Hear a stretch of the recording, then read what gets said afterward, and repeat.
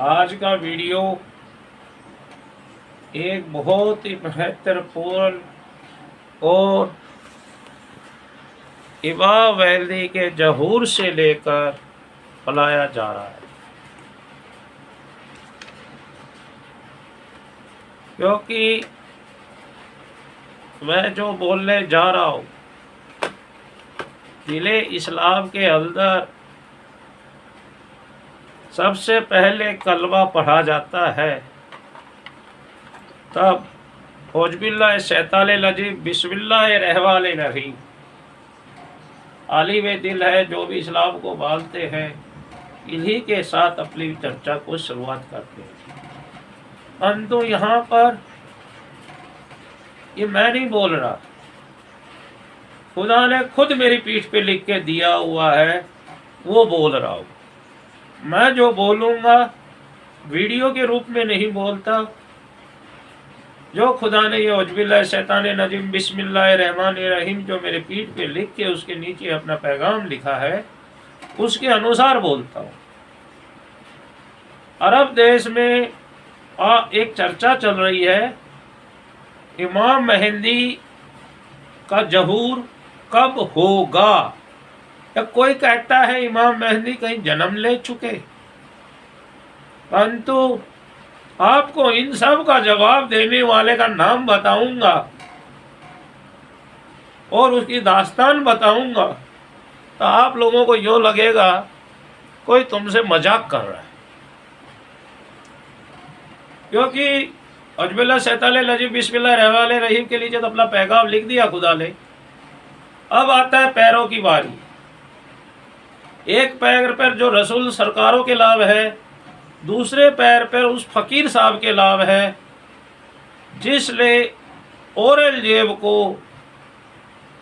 जमीन पर घुटने टेकने को मजबूर करा था और लगभग 25 से 30 साल औरंगजेब अपने सिपा सालार कोतवाल सभी को भेजता रहा। औरंगजेब के पास एक ऐसी खुदा की देल थी जो धरती पर न किसी को मिली है, न आगे मिलने की मैं उम्मीद करता हूँ। औरंगजेब को किसने कहा, कैसे बताया, ये तो मुझे नहीं पता, क्योंकि झूठ बोलना मेरी आदत नहीं है। परंतु उसके पास एक खुदा का करम था, वोट के ऊपर चद्दर डालता था, अर्थात 50 फुट 100 फुट 70 फुट 30 फुट गहरे कुएं के ऊपर उस पे 4 नींबू रखता था, तो वो चद्दर आज का लेल्टर होता है ऐसी मजबूत बन जाती थी, और उसके ऊपर वो अपने खुदा को सजदा करता था, नवाज अदा करता था। और औरंगजेब से एक वादा था, जब इस चद्दर पे नवाज अदा करता होगा, किसी दिल नवाज अदा करने में तकलीफ होगी, जो नवाज के लिए बेहतर अनुसार तू अपनी अरदास करने के लिए नवाज के लिए सजदा करेगा, परंतु तुझे कोई सजदा नहीं करने देगा, कोई कुछ और ही करेगा, अपना जो करामात दिखा ले आएगा। तो समझ जाना उस दिल जिस फकीर को तू खोज रहा है वो तेरे सामने लाजिल हो चुके। अब क्या होता है, कभी कभी अभी आपको एक बहुत अच्छी बात बताता हूँ, मेरी बातों को एक वीडियो या एक वो कुछ साइड मत समझना, मैं साइड की बात नहीं करूँगा। मुझे कोई किसी से वो बिजनेस की इसमें हमदर्दी नहीं है, क्योंकि खुदा की गैब की चर्चा होती है, इस यहाँ पे दुनिया की कोई भी चीज़ की कोई कीमत नहीं रहती है।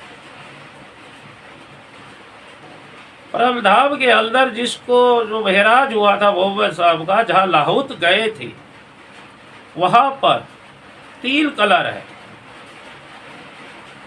एक सफ़ेद चांदनी जैसी दिव्य चांदनी, ये अपने जो यहाँ चांदनी देखते हैं वो चांदनी नहीं, रूहानी चांदनी चमक मारती है, जो नूर की भरी होती है, उसकी सफ़ेद चद्दर बिछी है। उस पे 2 बड़े भारी वृक्ष लगे हैं, दाई और है वो लाल, जैसे अंदर बढ़ोगे तो तुम्हारे दाएं हाथ वाला लाल है और बाएं हाथ वाला हरा है। अब आप समझने की कोशिश करिए, पहले ईसा मसीह इस्लाम आए तो वो सफ़ेद रंग के वस्त्र, उनके आजकल जो भी चर्च के होते कार्यकर्ता, फादर साहब लल सफ़ेद ड्रेस पहनते। फिर मोहम्मद साहब आए, वो हरे रंग में अवतरित हुए, उनने हरे रंग को अपनाया। अब तीसरा रंग जो बच गया, अब यहाँ फिर से एक तकलीफ हो जाती है। पहले रसूल ईसाइयों को दे दिए, आखरुल इस्लाम वालों को दे दिए, अब ये लाल रंग कहाँ जाएगा? तो वो फकीर साहब आए, उनका ध्वज लाल है। अभी ईरान ने लड़ाई कब बंद करी तो अपना ध्वज लगाकर इमाम मेहदी का ध्वज लहराया है, क्योंकि ये गैब को समझ रहा है। ये ध्वज ऐसे नहीं लगाया कि इमाम मेहदी के नाम का ध्वज लग गया। उन्होंने कहा जिस तरह इमाम मेहदी जंग करेंगे उसी की भांति हमने जंग करी है और इतनी बड़ी अमेरिका को हरा दिया है। ये इस बात की उनने बहुत अच्छी लेख पहचान बताई है। जो हुआ है उसमें कोई दो बात नहीं है, मेरा विरोध करने से बदल नहीं जाएगी। अब यहाँ आते फकीर साहब की बात। फकीर साहब गुजरात से चले थे और दिल्ली तक आए। इस दौरान औरंगजेब ने लाखों की संख्या में फौजों के साथ भेजा। उदयपुर, कई जगह का उल्लेख है, चित्तौड़, पर मैं इतना करना नहीं चाहूँगा, टाइम बहुत लंबा खींच जाएगा।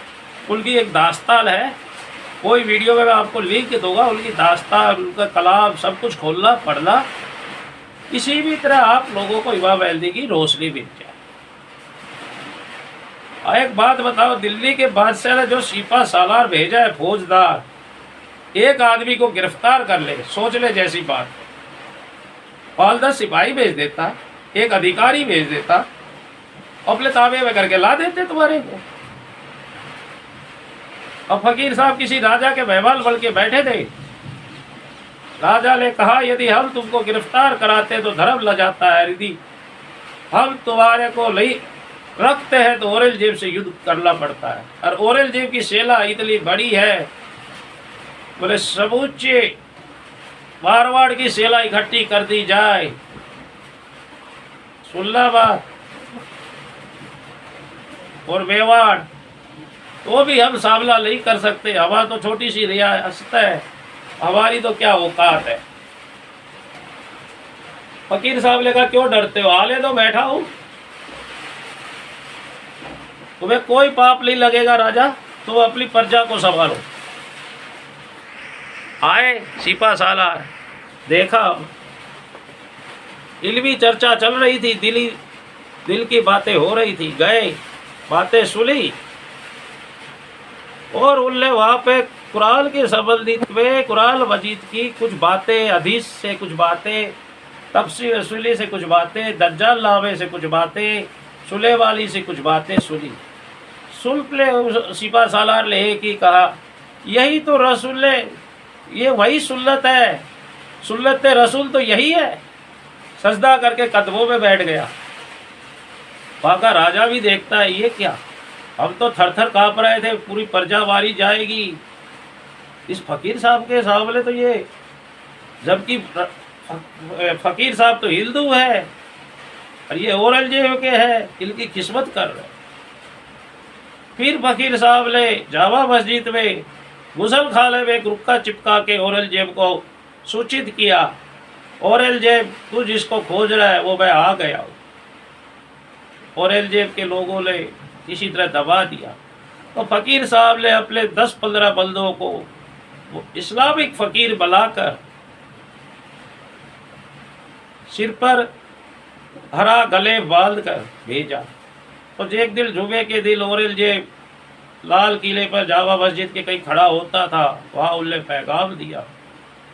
तो वहाँ पर फिर एक गलती कर दी, उन मोमिनों को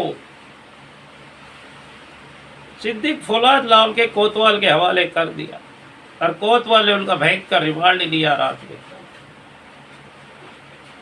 तो वहाँ कोई मौलाना थे जो औरंगजेब के दरबार में थे,